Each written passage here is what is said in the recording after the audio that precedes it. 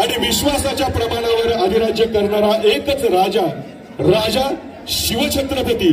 आणि याच शिवछत्रपतींच्या पावन आणि पवित्र भूमीमध्ये मनोज जरांगे पाटील यांचं सहर्ष स्वागत केलं जात आहे.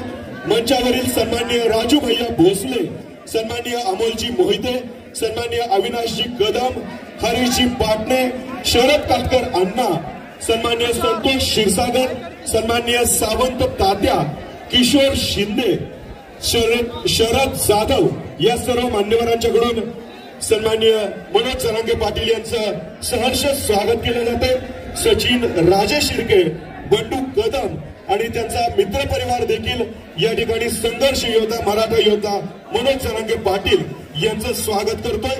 मंचावर सचिन राजे शिर्के, बंडू कदम, पृथ्वीराज बर्गे आणि वैभव शिंदे या मित्रपरिवाराकडून छत्रपती शिवाजी महाराज की, धर्मवीर संभाजी महाराज की, जरांगे पाटील आगे बढ़ो. जरांगे पाटलांचं शाहूनारी हार्दिक स्वागत. सगळ्यांनी हातून टाळ्या वाजवा. आपण सर्वजण स्वागत करतो. यानंतर आपल्याला सर्वांना मनोज जरांगे पाटील मार्गदर्शन करतील.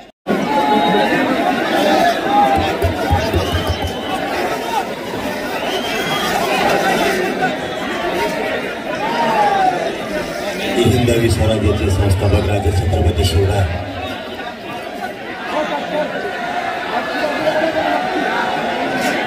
छत्रपती शिवरायांच्या पादस्पर्शाने पवित्र झालेली, पावन झालेली ही सातारा राजधानी भूमी आणि सातारा जिल्ह्यातील जमलेल्या माझ्या तमाम मराठा बांधवांना माझा मानाचा जय शिवराय.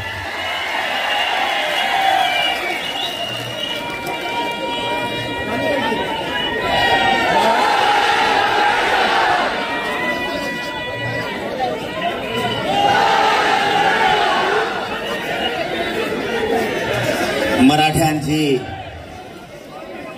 आरक्षणाची लढाई आता 11.5 महिन्यापासून सुरू आहे.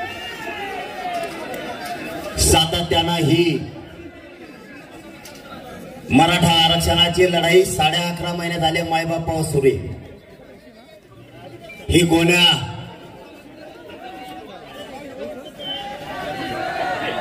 मोठ्या लोकांसाठी लढाई नाहीये. माझ्या मराठा समाजानं गरजवंत असणाऱ्या गरीब मराठ्यांसाठी ही लढाई उभा केलेली.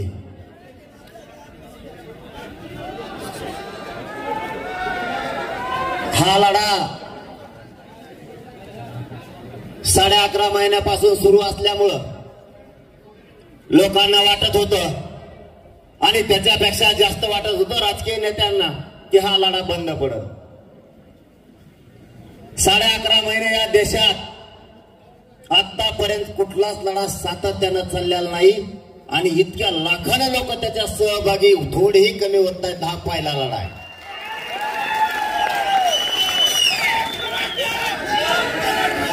सगळ्यांनी ताकद लावली. हा लढा बंद कसा पडल, कारण ही लढाई गरिबांना न्याय देणारी होती. मी थोडंच बोलणार आहे. माझा अंग थरथर कापते, कारण माझ्या कमरात अंगात सगळ्या चमका निघतात. माझा त्या उपोषणामुळे, या शेवटच्या उपोषणामुळे लय हाल झाले. पण मी माझ्या मराठ्यांना उघडं पडून द्यायचं नाही म्हणून जीवाचे बाजी लावून पुन्हा मैदानात उभा राहिलेले. यांना तेवढंच पाहिजे की मी कधी बाजूला हटतोय याची ते वाट बघताय. कारण मी हटलो की त्यांचा साधलं. त्यांनी अगोदर एक काम करून बघितलंय मायबाप मराठ्यांना. त्यांनी पहिलं काम केलं, ओबीसीचे छगन भुजबळ ते नेते माझ्या विरोधात घालून बघितले. पण त्या छगन भुजबळचा काटच केला नाही.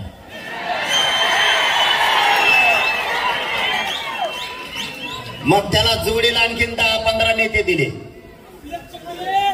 ते पण कदरले मला. मग आता देवेंद्र फडणवीस यांनी दुसरी चाल केली. सगळे पडलेले फेडेले सगळे गोळा केले. जेवढे पडेल माल होता राज्यातला लोकसभेला ते सगळा जमा केला आणि माझ्या विरोधात उतरेला. ते बी कालपासून गप्प पडले.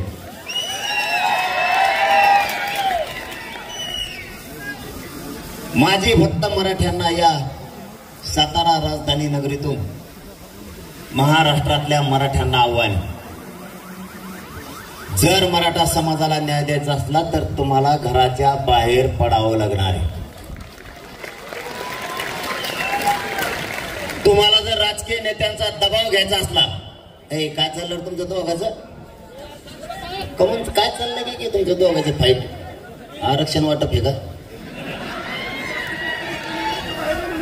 जाऊन द्या, मी आहे ना, सगळ्यालाच हात घेतो मी आरक्षणात. याच्यात काय कामाचं आहे? याच्यात काय नाही, याच्यात काय नाही. खरं सांगतो मी, इथं काय नाही. इथं बसून दमलेलो होतो आपण 42 वर्ष याच्यावरच बसलो. त्याच्यात जितकी मजा येऊन बसायची ते कशातच नाही. पण आता हे काय माझ्या गळ्यात गुंतून घेतलंय मी, मला हलता आहे ना सोडता आहे ना. पण मी बी बहादर आहे. तुमच्या रक्ताचा क्षेत्रीय मराठा आहे. आरक्षण घेतल्याशिवाय हटतच नाही मी बी.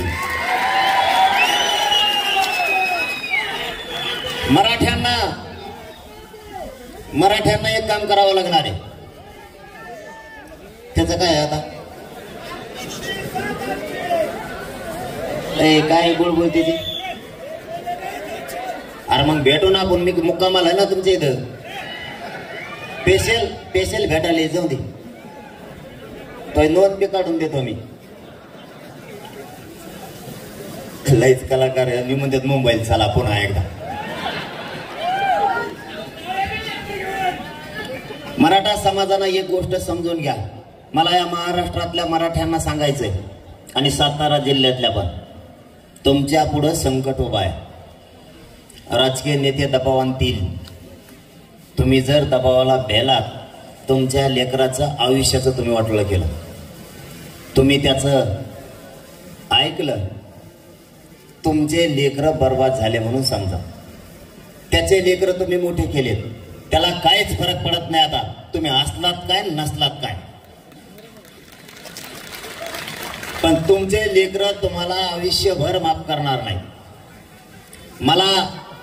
माझी लढाईची पद्धत अशी आहे, 10 लोक असले तरी मी लढतो, 10 लाख असले तरी पण लढतो. कारण लोकांनी माझ्याकडून अपेक्षा ठेवल्या. मी ज्यावेळेस चलतो, ज्यावेळेस एखाद्या रस्त्यावरून जातो, मी साताराकरांशी लय महत्वाचा विषय शेअर करतोय, जे मी कुठंच बोललो नसेल हे सांगायला लागलो. की रस्त्यानं चलत असताना मला लेकरं सांगतात, आमचं भविष्य तुमच्या हातावर आहे, तुम्ही मागं हटू नका. मला फक्त तेवढा शब्द मागं सरकू देत नाहीये. माता मावल्या ज्यावेळेस भेटतात त्याही सांगतात, आमच्या कुटुंबावर जितका आमचा विश्वास आहे तितकाच तुमच्यावरती सुद्धा विश्वास आहे. फक्त आता आरक्षण घेतल्याशिवाय मागे सरकायचं नाही. म्हणून या राजधानी सातारा नगरीतून माझं आव्हान आहे, तुम्ही राजकीय नेत्यांनी जर दबाव आणला तर घरात बसू नका. तुम्ही जर घरात बसले, आरक्षण गेलं म्हणून समजा, पुन्हा आरक्षण हे शब्द तोंडावर सुद्धा काढू नका. कारण इतकी ताकदीची लढाई पुन्हा नाही उभा होणार. तुम्ही घरी बसून टीव्हीवरती बघू नका. तुम्हाला प्रत्यक्ष मैदानात एक दिवसासाठी यायचंय सगळ्या मराठ्यांना. तिथून आपली शक्ती नाही दिसणार. तुम्ही बिल्डिंगून बघू नका. तुम्हाला मैदानात यावं लागणार. तुम्ही फ्लॅट मधून डुकून बघू नका. आता तुमचे लेकरं मोठे करायचे असले तर तुम्हाला रस्त्यावर यावं लागणार. जर कोणी एखाद्याच्या दुकानात, कापडाच्या दुकानात किंवा किराणा दुकानात कामाला असेल, त्याला त्याचे लेकरं मोठे करायचे, त्याला एक दिवस कामाला जाऊन नाही चालणार.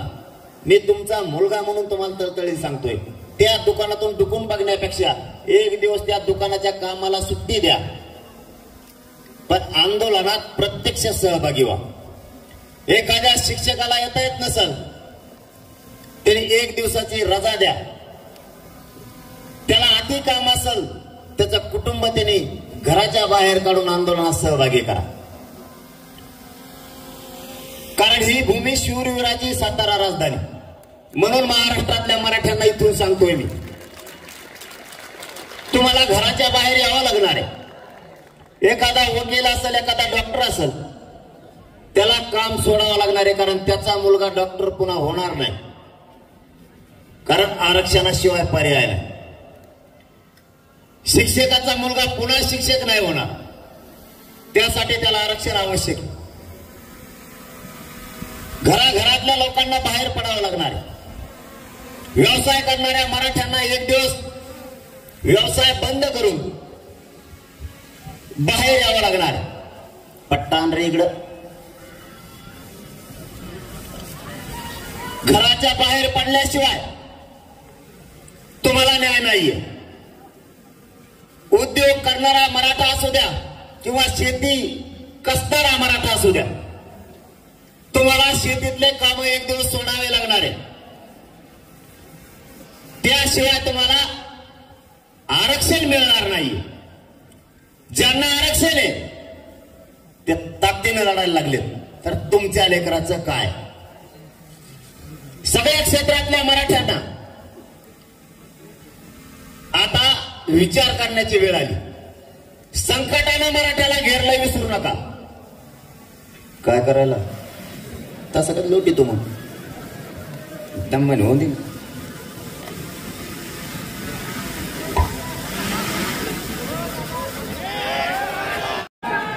बस बस बस बस आहे. तू ताकद आहे का काय? होय तिकडे बाजूला पोलीस भरतीत जा.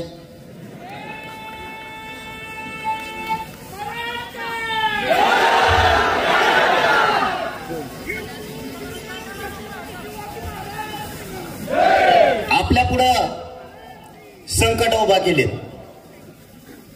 एक 15 मिनिटासाठी फक्त शांतते नाही का? सरकारनं संकट उभा केलेत. मराठ्यांच्या काही नेत्यांनी सुद्धा संकट उभा केले. सत्ताधाऱ्यांनी पण केले.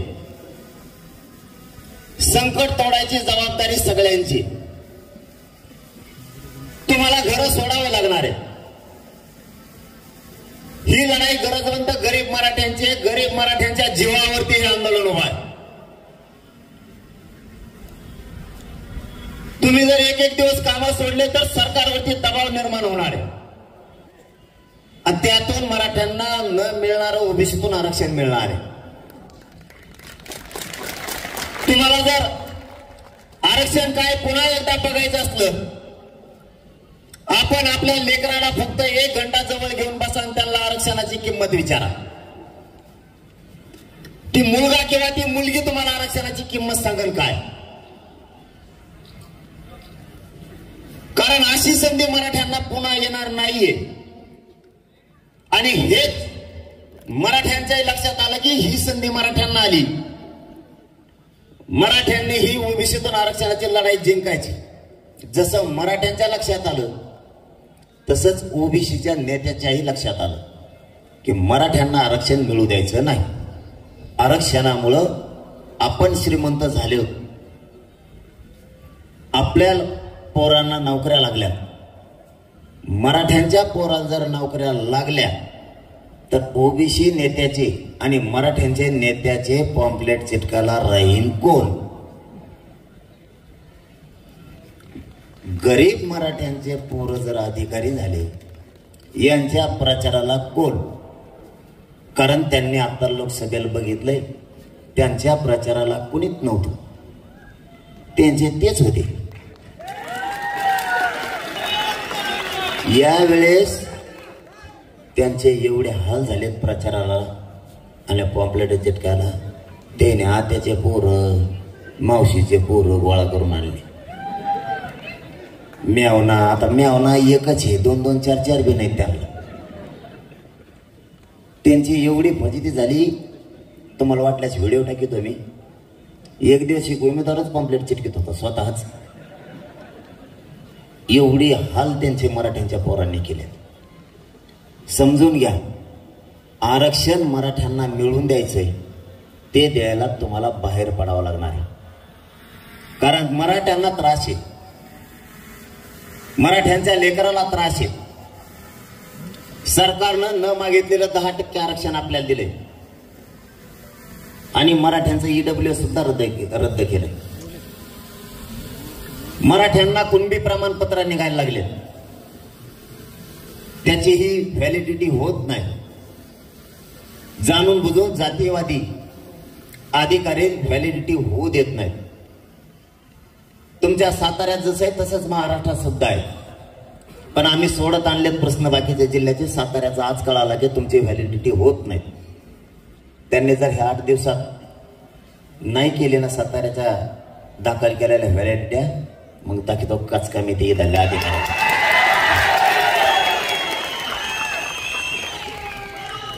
तुम्ही फक्त सगळे घराच्या बाहेर पडायचं शिका. त्याचं कारण सांगतो.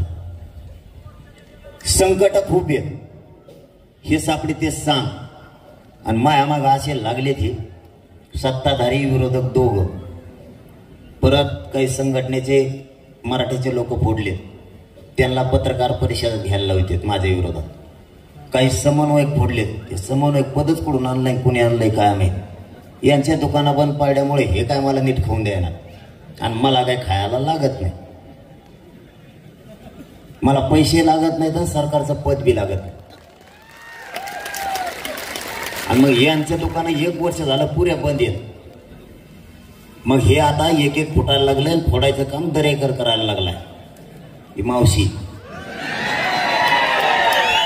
ती फोडायचं काम करते. याला आकली कशा नाही तर बाबा, गोरगरीब लेकरांचं कल्याण होणार आहे, आपलं राजकारण दुसऱ्याच्यात करू.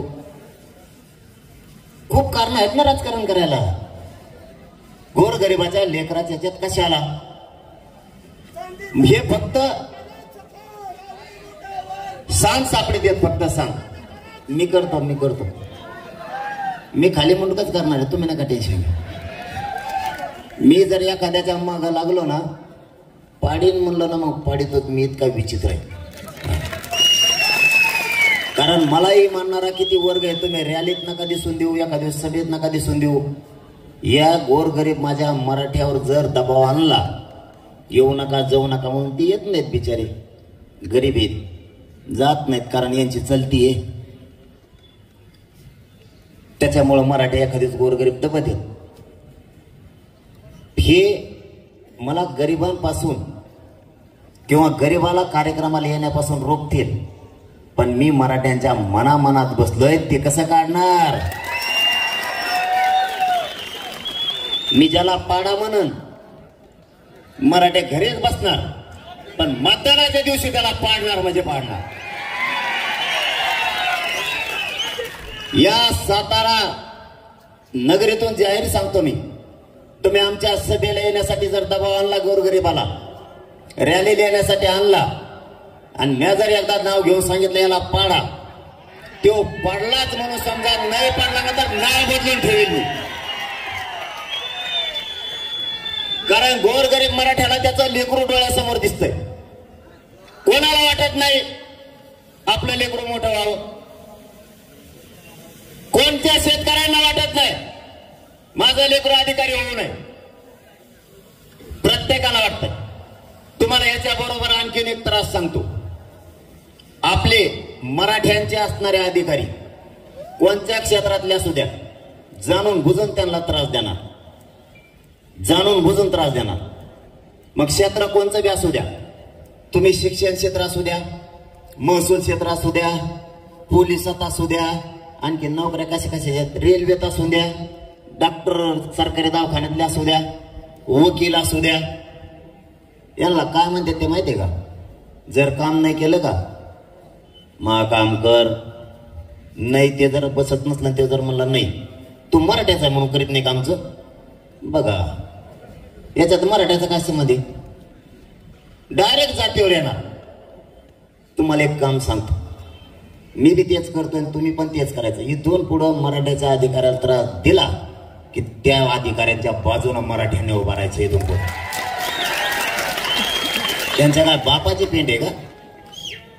कोणी येतं कसलं येतं दहशत आहे. आपल्या अधिकाऱ्याने आपले चांगले घराणे जर संपले, आपल्याला कोणीच विचारणार नाही.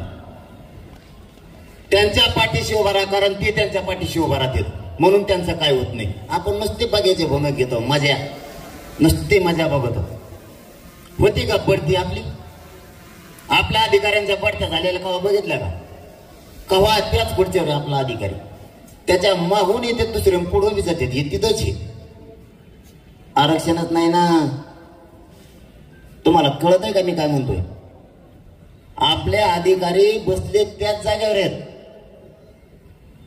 आपले शिक्षक सुद्धा काही बघा त्यांना आणखी पगारच नाही. कारखान्यात ज्यांनी आपले मराठ्यांचे लोक लावले त्याला आणखीन पगार नाही. ते परमनंटच झालं नाही. ते मथर झालं. त्याचा पोरग सुद्धा मथर झालं बिगर लग्नाच तरी पगार नाही. मराठ्यांना आरक्षण नसल्यामुळं प्रत्येक जागेवर मराठ्यांची गळचेपी केली जाते. त्यांना त्रास दिला जातो. तीच परिस्थिती आता आहे. आता आरक्षण आपण टप्प्यात आणले. तुमच्याकडे न निघणारा सातारा जिल्ह्यात सुद्धा भरपूर नोंदी निघाल्या. हे मराठ्यांच्या एकजुटीचं यश आहे. तुम्ही जर एकत्र पुन्हा नाही आले तर यांना सापडती सांग. थोडे तुम्ही कमी आले हे डायरेक्ट सुरू करतात. एक अर्ध जण येते लय नाही तर जातीवादी असणारे अत्यंत मराठ्यांचा द्वेष असणारे लगेच लिहायला चालू करतात. नाही तर मग बोलायला चालू करतात. त्याच्याकडे दोन काम आहेत. एक दोघ जणच आहेत ते. आमच्यातून एखादा फुटला की त्याने नेऊन बसीला लगेच बाईट सुरू त्याची. त्याचं ध्येनच तेवढं 11 महिने झालं दुसरं काहीच काम करीत नाही ते. नाही दुसरंच नाव आहे काय तर त्याच. कोणाचं नाव नका घेऊ. ज्याचं घ्यायचं तेव्हा घेईन. त्याला म्हणा दिवस बदलत असते. ज्या टायमाला दिवस बदल त्यांना त्या टायमाला मराठी बी काय असते तुला दाखव. आज देवेंद्र फडणवीसने सांगितलं असं तुला असं मन म्हणून. पण देवेंद्र फडणवीसला बी त्याच्या संग आता एक दस्तीने 2-2, 3-3 दस्त्या रुमाल आहेत खिशात घाम पुसायला. कारण मनोज जरांगेला खेटायचं आणि ही लढाई गोरगरिबाची. पाणीच पाहिजे तेव्हाच गप्प बसेल. त्याशिवाय गप्प नाही बसणार. त्यांनी काय केलं? उंची काय झालं लगेच हिनवायचं मराठ्यांना. मराठी येत नाही. आता आंदोलन गुंडाळाच्या मागे दिसतंय. आंदोलन संपलं. अरे मी शेतकऱ्याचा पोरग आहे. मी आत्ता पण बांधावर बसून भाकर खातो. आत्ता पण मला लोक असले काय नसले काय. मी विडा गाव चाललाय मराठ्यांना आरक्षण मिळून द्यायचं. 100 लोक असलं तरी मी सभा घेणार, रॅली घेणार. आणि 10 लाख असले तरी घेणार. आणि कुणीच नसलं तरी मी एकटा लढणार. कारण माझ्याजवळ शक्ती आहे. एक माझ्याजवळ हत्यार आहे. आमरण उपोषण. याच्यावर सगळ्याला आड उभं पाडतो. मी लढणारच आहे ना. तरी पण तू कमून स्वप्न बघतो. उगाच बंदच झालं चालू झालं. आता काही खरंच नाही राहिलं. तुला कोणी सांगितलं खरं राहिलं की नाही? आमचं काही कामात असते मराठी असं जोडायला नाही जमत का? काही पुरा आलं संकट आलं म्हणून नसतं आले असं जमत नाही का? सांगायला वेगळंच सांगशील. अरे किती खाणार सरकारचं, किती बोलणार. त्याने मराठी हटणार नाहीत. मी तर कवाच नाही. आता मला सांगा, मी सलाईन काढली परवा आणि आता लावला कमराला बेल्ट. बेल्ट लावून लढतोय म्हणल्यावर मी हटन का? त्याला एवढीच अक्कल पाहिजे.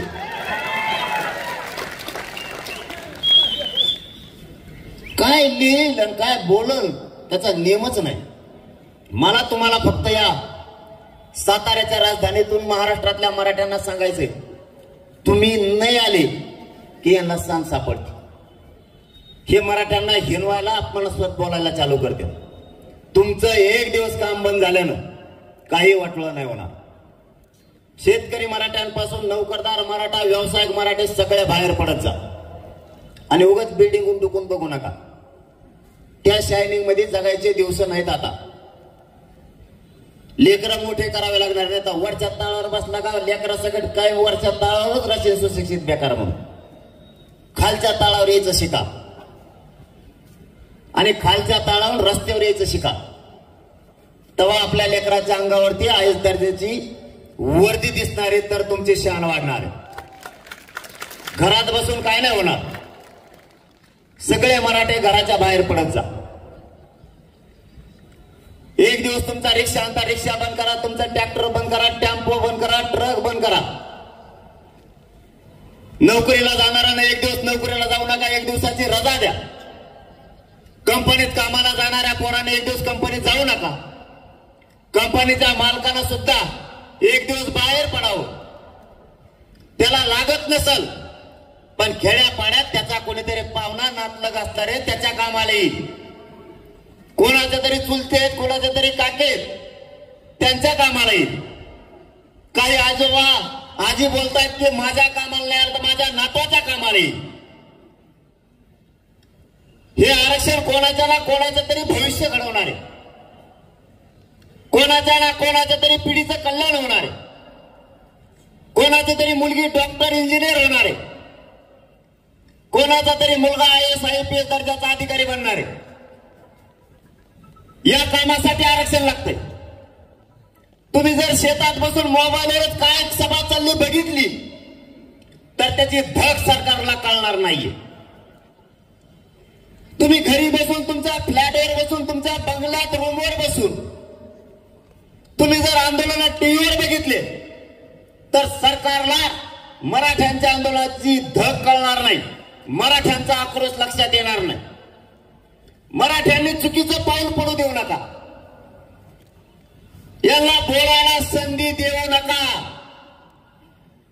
मी तळतळीने या राजधाना साताऱ्यातून महाराष्ट्रातल्या मराठा समाजाच्या पायाला हात लावून सांगतो, सगळ्यांनी घराच्या बाहेर पडा. घर सोडल्याशिवाय आंदोलनात सहभागी झाल्याशिवाय मराठ्यांना आरक्षण मिळणार नाही किंवा हे मिळू देणार नाही. यांना मी जिरीस आणलंय. यांनी मला उघडं पाडायचं ठरवलंय. सगळ्या टोळ्या यांनी माझ्या विरोधात उभा केल्या. ह्या टोळ्या जर आपल्याला मोडायच्या असल्या तर तुम्हाला आणि आम्हाला रस्त्यावर यावं लागणार.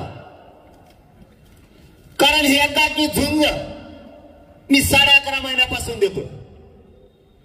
आता या लढ्याला 1 वर्ष 29 ऑगस्टला पूर्ण होईल. हा देशातला सगळ्यात मोठा लढा असणार आहे. 1 वर्ष मराठ्यांचा सातत्याला लढा चालला आणि तितकेच लाखाने लोक त्याच्यात सहभागी आहेत. ही देशातला सगळ्यात मोठा लढा आहे आणि या लढ्याला यश सुद्धा मिळाले. फक्त सगळ्या सोयरीची अंमलबजावणी राहील. ती अंमलबजावणी घेतल्याशिवाय मराठ्यांनी मागे हटायचं नाही. यांच्या टोळ्याला मी भेट नाही, तुम्ही काळजी करू नका. छगन भुजबळच्या माध्यमातून एक टोळी ते तर 15-1 दिवस झाला कुंकड गेला आणि कुंकड नाही काय करतोय काय नाही. तिने 10-15 तयार केले टोळी मुकादम. तो बी गप पडला. त्याला सोलापूरच्या याच्यात आणलं होतं बघा कोणीतरी देवेंद्र फडणवीस साहेबांच्या मतदारसंघात. त्याला ज्या ज्या मतदारसंघात नेतील ना त्या मतदारसंघातल्या आमदाराला मराठ्यांनी पाडायचं म्हणजे पाडायचं. सगळ्यात जास्त वाटोळं त्यांनी मराठ्यांचं केलंय. अशा 7-8 टोळ्या उभा केल्या आणि सगळ्यांनी मला घेरले.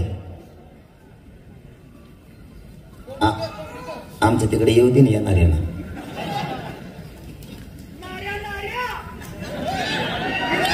तुमच्याच पाय त्याला हो.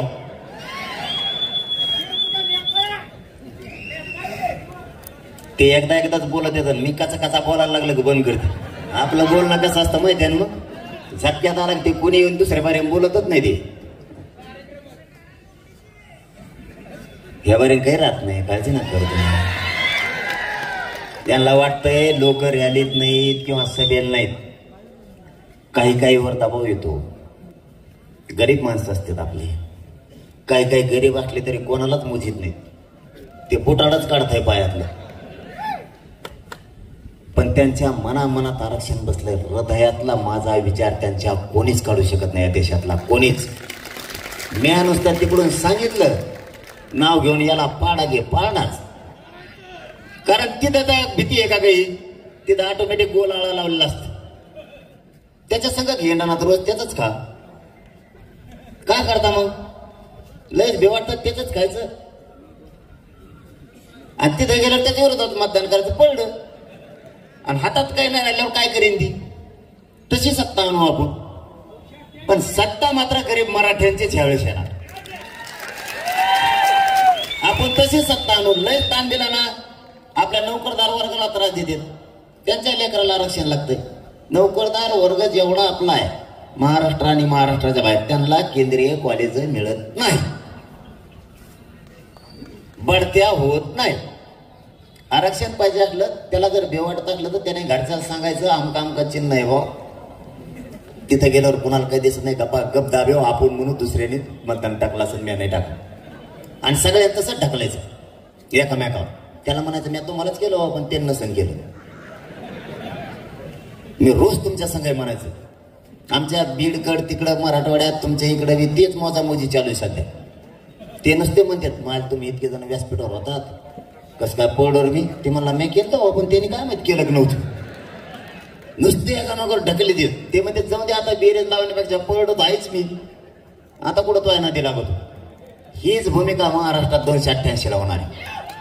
पाडायचे म्हणजे पाडायचे, सोडायचे नाही. किती त्रास देतात बघू. आणि एकदा त्याच्या संघाला सगळ्या पाहुण्यांना आपण फोन करून सांगा, सगळ्या मित्राला फोन करून सांगा आतापासून तयारी सुरू ठेवा. जर आपले उभा करायचे ठरले तर 100% मराठ्यांनी मतदान करायचं. 100%. ज्याला लय भिवाटतं नेत्याचं त्यांनी त्याच्याच संघ राहा.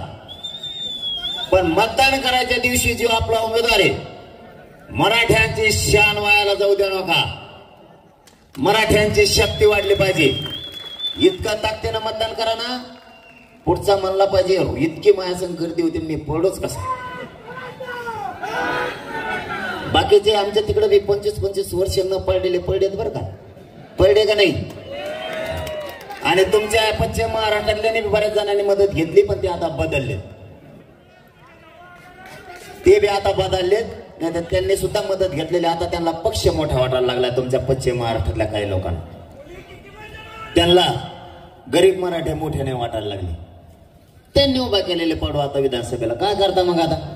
पण तुम्हाला पश्चिम महाराष्ट्रात, विदर्भात, मराठवाड्यात आणि खानदेशात 100% सीटं पडलेले दिसते ना. शब्द आहे माझा सातारा नगरी. मुंबई नाव का नाही घेतलं तर मुंबई सेटिंग लावणं सुरू आहे आमचं. आमचं तच असतं.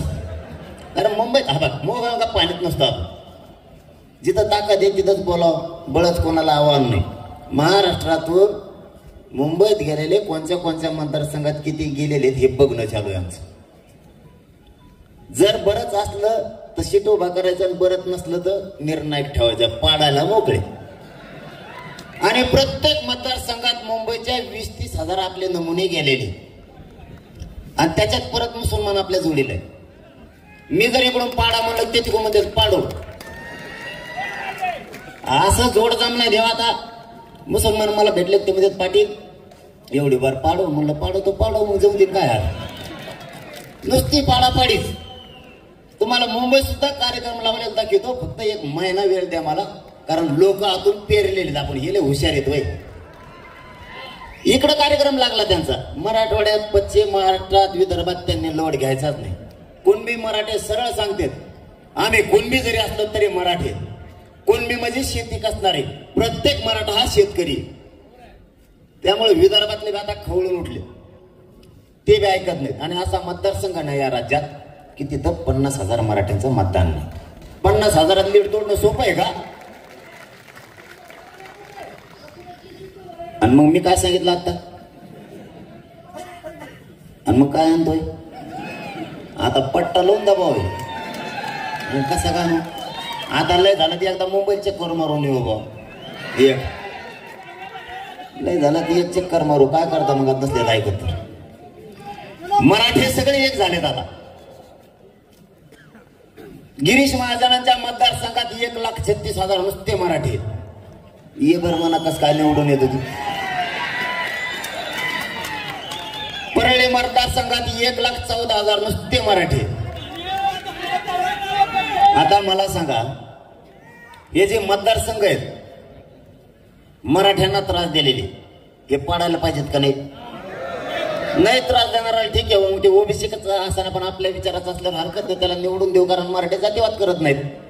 पण विरोध करणाऱ्याला ठेवायचं कशाला. आणि असे मतदारसंघ आहेत की तिथे 40-50,000 मतदान मराठ्यांचं आहे. 50,000 लीड तोडणं सोपं आहे. अरे आमच्या तिकडं एका जिल्ह्यात 5,000चे लीड तोडायला इतका पेस पडला होता. सोपं नाही, एवढे सोप्या गोष्टी नाही त्या. जातीवाद इतका भोवत असतो, त्यासाठी जातीवादी राहायचं नाही माणसाने. सगळं आरती नाही राहत. मी तुम्हाला खरं सांगतो, मी जर म्हणलं ना त्याला निवडून आणा तरी मराठी पाडणार आहेत. हा, काय म्हणणं आहे तुमचं? इतके बिघडले तिथले मराठी, ते माझ्याकडे येतील. आता काय लक्ष देऊ? तुम्हाला सांगितलं ना मी, मराठ्यांच्या यांनी जरी रॅलीला लोक नाही येऊ दिले, सभेला नाही येऊ दिले पश्चिम महाराष्ट्रात, मराठ्यांच्या हृदयात बसलेला मी माझा विचार तुम्ही कधीच काढू शकत नाही. मराठे घरी राहतील, पण मी नाव सांगितलेला उमेदवार तुम्हाला कोणत्या पक्षाचा सुद्धा पडलेलाच दिसत, पडलेलाच दिसत. आणि तुम्हाला ते तुमच्या लेकरासाठी पाडायचं आहे, तरच आरक्षण मिळणार, नाही तर आरक्षण मिळत नाही. आपले लोक तिथं गेल्याशिवाय विचाराचे आपल्याला न्याय नाही मिळणार. सगळ्याचे फक्त नेते नाही, धनगर बांधवांचं आरक्षण इतकं लावून कुणीच धरलं नसेल, इतकं मी लावून धरलंय. कोण म्हणणार धनगर बांधव मराठी एक आहे? धनगर बांधव आणि मराठा बांधव कधीच फुटू शकत नाहीत. मुस्लिम बांधव, दलित बांधव गाव खेड्यातला कधीच फुटू शकत नाही. 12 बोलवतेदार सुद्धा नाही. अरे बाबा, आम्हाला रोज एकमेकात राहायचंय. हे बघा, काढला विषय म्हणून सांगतो, आत्ताही गावखेड्यात मराठ्यांचं त्यांच्याशिवाय दगत नाही आणि त्यांचंही मराठ्यांशिवाय दगत नाही. आत्ताही आम्हाला दोघाला एकमेकाला गरज लागते. ही का वयाची मदतीला? ही राहते सागर बंगल्यावर, हा मी राहतोय इथं. अचानक गरज लागली आम्हाला 700-800 रुपयाची, तर त्याला 700 रुपये मागता येत नाही. देव एवढा मोठा माणूस, त्याच्याकडे जायचं म्हणलं 1,500 पोलीस ओलांडून जावं लागतं. किंवा मराठ्याला जर 500 रुपये लागले तर आम्हाला धनगराला नाही तर मुसलमान नाही तर दलिताला मागायचे. किंवा 12 बोलवतेदारांना, मुस्लिमांना, धनगरांना पैसे लागले तर त्यांनी मराठ्याला मागायचे किंवा मराठ्यांनी त्यांना मागायचं. आमचं दखतच नाही. चहा प्यायला जरी बसलो तरी आमचं दखत नाही. आम्हाला रोज एकमेकाच्या तोंड बघायला लागते. आमच्या सुखादुखात आम्हाला एकमेकाच्या राहावं लागतं. तुमच्या नादी लागून आमचं भागणार नाही. आणि मराठ्यांच्या लक्षात आलं, ओबीसींच्या लक्षात आलं. सगळ्यांचं सध्या एकच म्हणणं आहे, माझ्याकडे लोक येतात ती, आणि 29 पर्यंत मला सगळे समीकरण जुळलेले दिसते, काळजी करू नका. सातारा राजधानीतून सांगतो मी, सगळ्या जातींचे धर्माचे समीकरण जुळलेले दिसते. सगळ्यांचं म्हणणं आहे गोरगरिबांची लाट आली. आणि खरं सांगतो, 75 वर्षात असली लाट कधीच नाही आली गरीबाची. श्रीमंताची आली, आमक्या आमक्या पक्षाची आली, तमक्या नेत्याची आली, पण मराठ्यांची लाट, गरीबाची लाट कधीच आलेली नाही. त्यामुळे सगळ्या जातींना वाटतं गरीबाचं लाट आली तर आता सगळेजण एक व्हा. औ अरे मला कोणाचं म्हणतात काय सांगावं तुम्हाला? कोणाचा कोणाचा? हा, 8 नाही 23 झाले. 23 मराठ्यांचे, कोणत्या का पक्षाच्या व्हायनात, पण मराठ्यांचे 23 झाले. 4 नाही. भांडणं लागत नाही, तुम्ही काळजी करू नका. मी कशाला आहे? अरे तुम्हाला उदाहरण सांगू का साधं? आता सोलापूरला आंबेडकर साहेब होते. ते म्हणले देवेंद्र फडणवीस हे एक आहे. मी मला सांगा, इतके आम्ही जवळचे मित्र म्हणल्यावर जर एकामेकाच्या मुखी घेतो म्हणल्यावर इतक्या शा देऊ का एकामेकाला? देतो का? तिथून ते नांदेडलाच गेले फक्त आंबेडकर साहेब. ते म्हणले हे माणूस शरद पवारचा आहे. तेवढ्या फट्ट्यात काय झालं, लातूरच्या नांदेडच्या तेवढ्याच फट्ट्यात असं काय झालं की मी लगेच भुई झालो. माग तर म्हणायचे एकनाथ शिंदेचाच माणूस आहे मी. नंतर म्हणले राज ठाकरेचा. त्यांना काहीच नाही सापडलं, म्हणले उद्धव ठाकरे दिसतोय. मग उद्धव ठाकरे नाही सापडला, ते म्हणले बहुतेक काँग्रेस हात दिसतो याच्या माग. अरे यांच्या लक्षातच आहे ना, मी माणूस आहे मराठ्यांचा, माझा मालक फक्त मराठा आहे. मग मी जर त्यांचा असतो तर लोकांच्या गाडीत बसलो असतो. मला बसायला लोकांचीच गाडी. तुम्हाला खरं सांगू का, या राजधानी साताऱ्यात नाही मागच्या वेळेस खोटं बोललो नव्हतं ना आत्ताही नाही बोलत. जर मला ज्या गाड्यातल्या लोकांनी आणलं ते जर मनात घेतलं, याला इथं साताऱ्याला सोडून द्यायचं. तुम्हाला सांगतो, मला अंतरवली जायला 1 रुपया सुद्धा नाही भाऊ. तुम्ही आहेत तो भाग नाही, समाजाचा भाग नाही, सत्य परिस्थिती सांगतो तुम्ही. कारण मी काही कमीतच नाही, माझी संपत्तीच हो मराठा समाज. आणि त्याच्यामुळे त्यांचं काही चला ना मायापाशी. त्यांना वाटतं हे फुटाला बी मॅनेज बी ना, हे फुटत बी नाही मॅनेज बी होत नाही, म्हणून माया मागा लागले. माया माग का थोडं काम लावलं का देवेंद्र फडणवीस यासाठी मायाच मागा लावली. इतक्या केशी केल्यात ना. काल परवा दिवशी एक फोन आला, देवेंद्र फडणवीसांनी गेवराच्या PSI ला सांगितलं, तेवढेच जातीवादी आहे मला वाटतं PSI. कशाला PSI जातीत जात पाहिजे. आणि समजा आता तू त्याचं ऐकून 2 महिने करशील ना, त्याच्यानंतर जर आमची सत्ता आली तू किती फजिती होईल. मग कशाला पाहिजे अधिकाऱ्याला जातीत जातं घेत काय आलं पाहिजे त्याला. माया घराला तिने नोटीसच नेऊन चिटकायला लावली. आता काय यायची काय माहिती. माझ्याकडे तर त्या नोटीस इतक्या झाल्यात काय सांग, मला वाचा सुद्धा कटाळा यायला लागला भाऊ.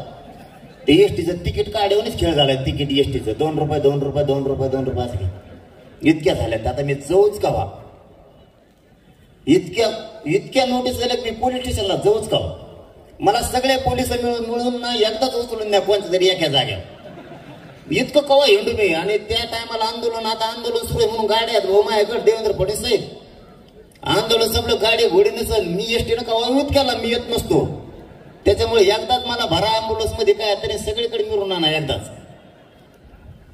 कारण त्याच्यानंतर जर डावासला तुमचं आंदोलन बंद झाल्यावर हे केशी सगळ्या काढू, मी येत नसतो. आता गाड्या आहेत म्हणून जातो मी, नाही तर मला पोलिसलाच नाही यावं लागत. आणि सोडायला पोलिसाला यावं लागत. कारण आपल्याजवळ काहीच नाही, पैसा नाही, पाणी नाही, 7-12 नाही, काहीच नाही. जामीन करणारे सुद्धा कदरले साहेब मला. ते म्हणते तिथं जावं तर तिकीट आपल्याच पैशाने लावायचे.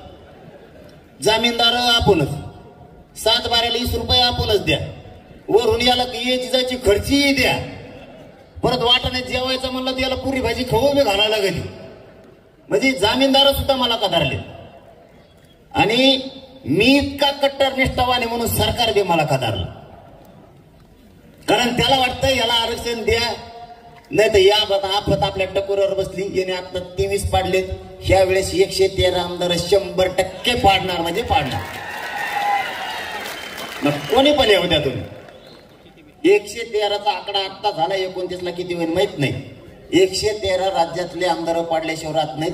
कारण 113 मतदारसंघावरती मराठ्यांचं वर्चस्व मतदानाचं. कर म्हणा तुला काय करायचं ते. रॅलीला लोक येऊ देत नाही. तुमच्या इथला बी आमदार बोललेला ऐकायला मिळालं मला. कोणतरी गाडी सांगत होतं मला काहीतरी म्हणलं म्हणे. आता काय म्हणलं पण मला उत्तर द्यायला मी ऐकलं नाही. कोणचं कुठं दिलंय. आम्ही त्यांना सांगताना सांगितलं, आणि आज बी सातारा राजधानीतून सांगतो, आम्हाला आमचं आरक्षण द्या, आमच्या मागण्या द्या.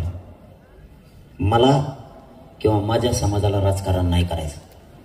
पण तुम्ही जर नाही दिलं, तुम्हाला आम्ही पाडल्याशिवाय राहणार नाही. काय पर्याय सांगा बरं. पर्यायच नाही. 1 वर्ष कुठं आंदोलन असतं का.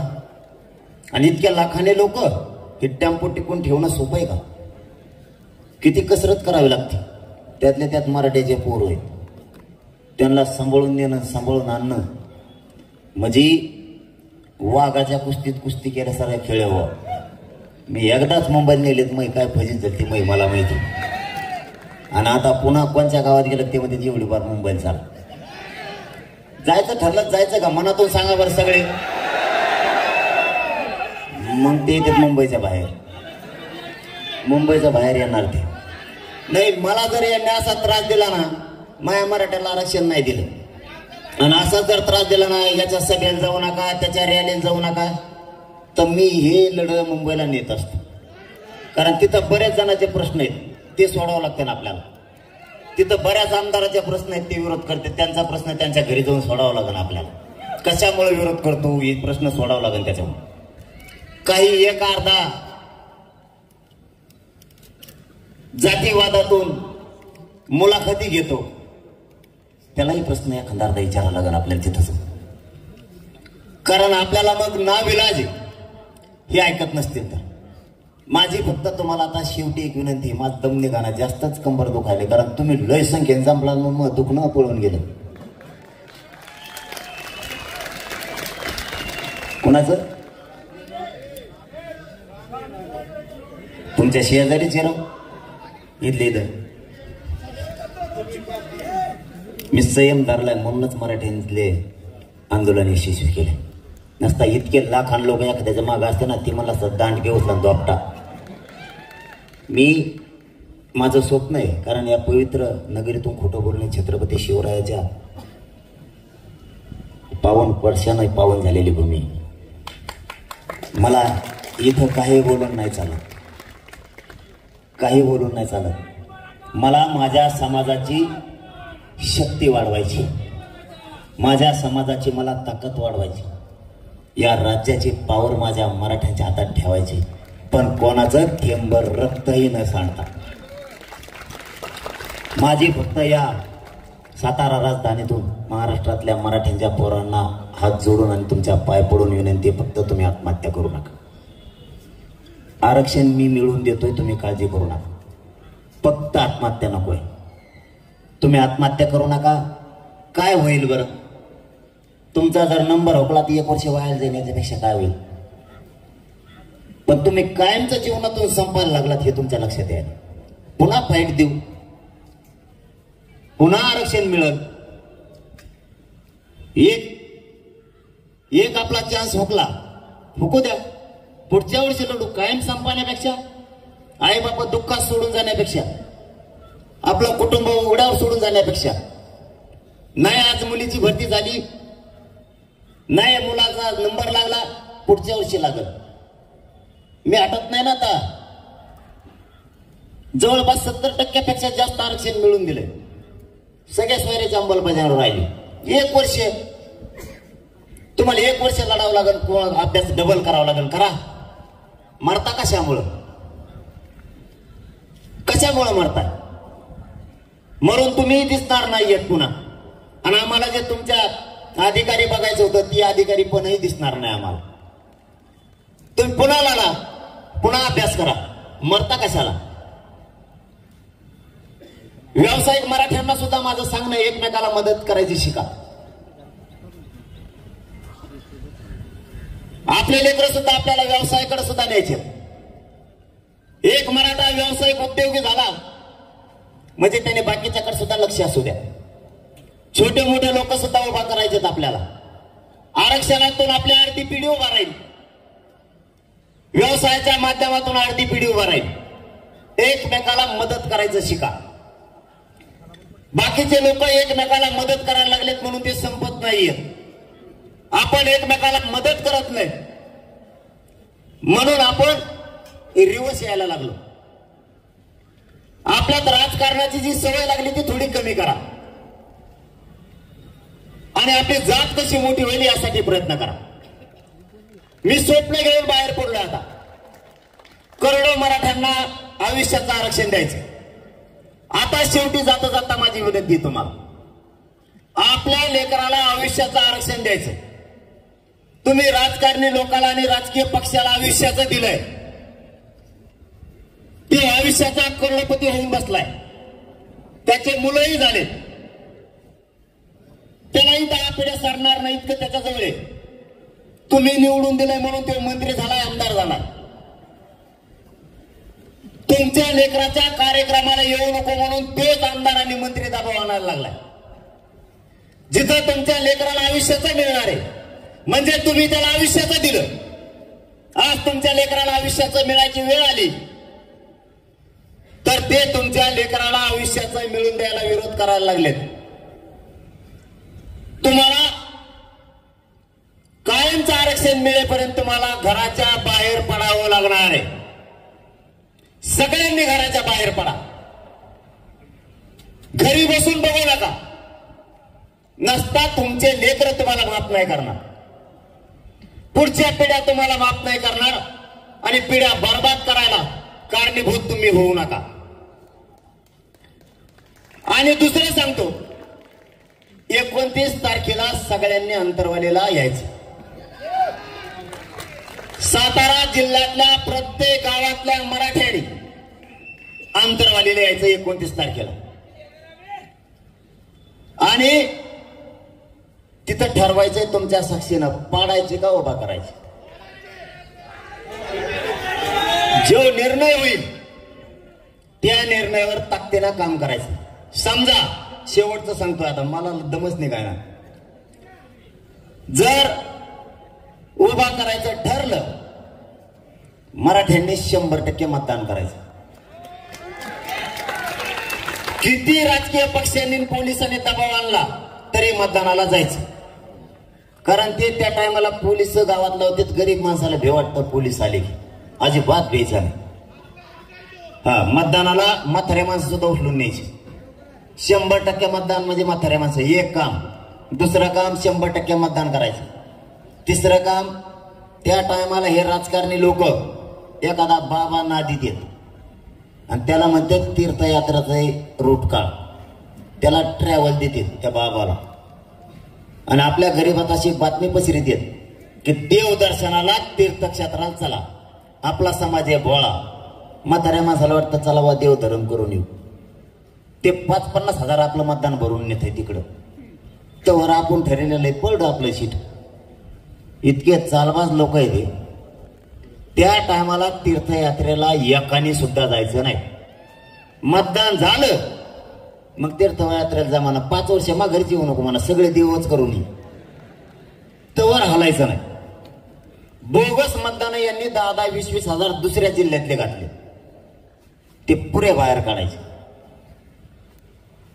आणि 5वं काम, फोनचा पूर्ण वापर 3 महिने एकमेकाला जागा करण्यासाठी करायचं. एकमेकाला जागा करायचं. एवढ्या वेळेस मुलासाठी जातीसाठी मतदान कर म्हणायचं. मुलं आणि जात मोठी झाली पाहिजे याच्यासाठी मतदान कर. आणि कोणी नाहीच ऐकलं त्याचे जावई सापडून ठेवा. सगळे जावईच नेऊन बसायचे त्याच्या पुढं, सासऱ्या पुढं जावई.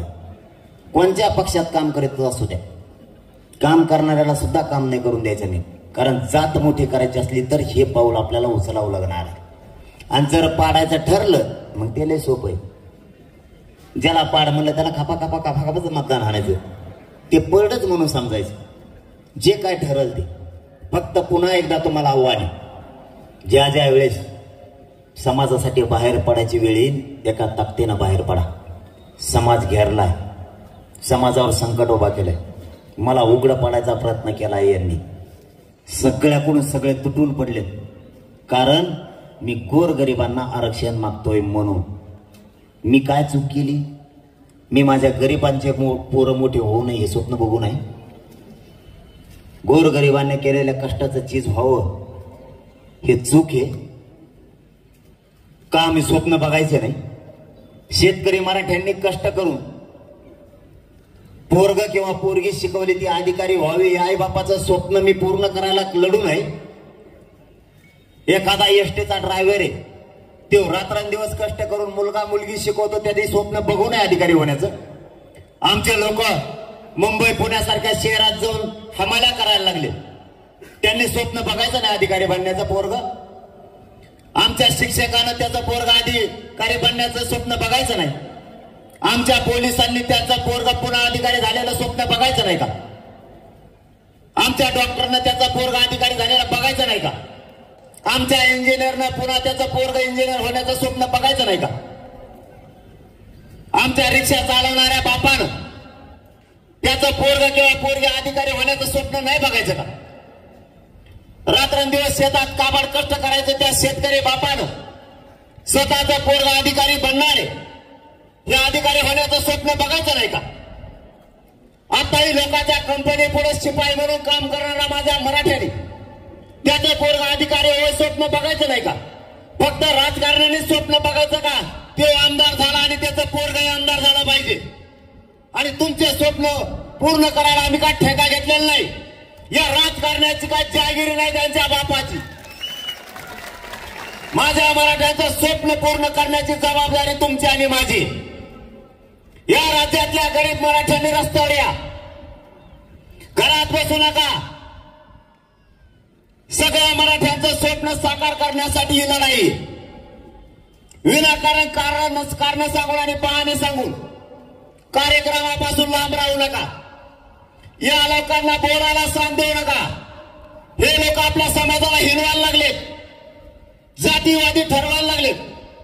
आपण शब्द आपल्यासाठी वापरले जाते. आपण सगळ्यांनी भानावल्या. कारण जर जात संपली तर तुम्हाला आणि मला काहीच किंमत राहणार नाही. जर जात संपली तर माझी जात आणि माझ्या जातीच्या पोरं संपू देऊ नका. या हात जोडून तुम्हाला सांगतो.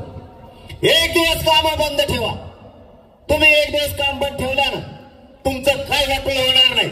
आणि झालंच तर या समाजासाठी तुमचं वाटोळं एक दिवसासाठी होऊ द्या. पण रस्त्यावरती या. कोणी घरात बसून मजा बघू नका. पाऊस आला तरी पण बाहेर पडा आणि कडक ऊन असलं तरी बाहेर पडा. कारण आपण शेतकऱ्यांचे पोर आहेत. एवढी संधी आहे माय बापाओ आपल्या जातीला आणि आपल्या लेकराला मोठं करण्याची. माझा तर शब्द आहे तुम्हाला आणि तुम्हाला मागही दिला होता. मी नाही हटत. सरकारने त्याचा बाप येऊ द्या तरी मी 1 इंच सुद्धा माग हटत नाही. तुम्ही काळजी करू नका. आपला शब्द तुम्हाला जाऊ द्या. जीव गेला तरी एक चालत. आणि मी मरायची तयारी ठेवलेली. आता मरायची तयारी मी ठेवली नाही. खेटायची पण तयारी ठेवलेली. यांच्या सगळ्या संकटाला सामोरं जायची माझी तयारी. पण देवेंद्र फडणवीसांना आव्हान आहे. तुम्ही किती षड्यंत्र करा. मनोज जरांगे सगळे षड्यंत्र तोडल्याशिवाय तुमचे गप बसत नाही. आणि मराठ्यांना ओबीसीतून आरक्षण दिल्याशिवाय मी हटत नाही. ही मराठ्यांना शब्द देतो आणि थांबतो. धन्यवाद. जय शिवराय.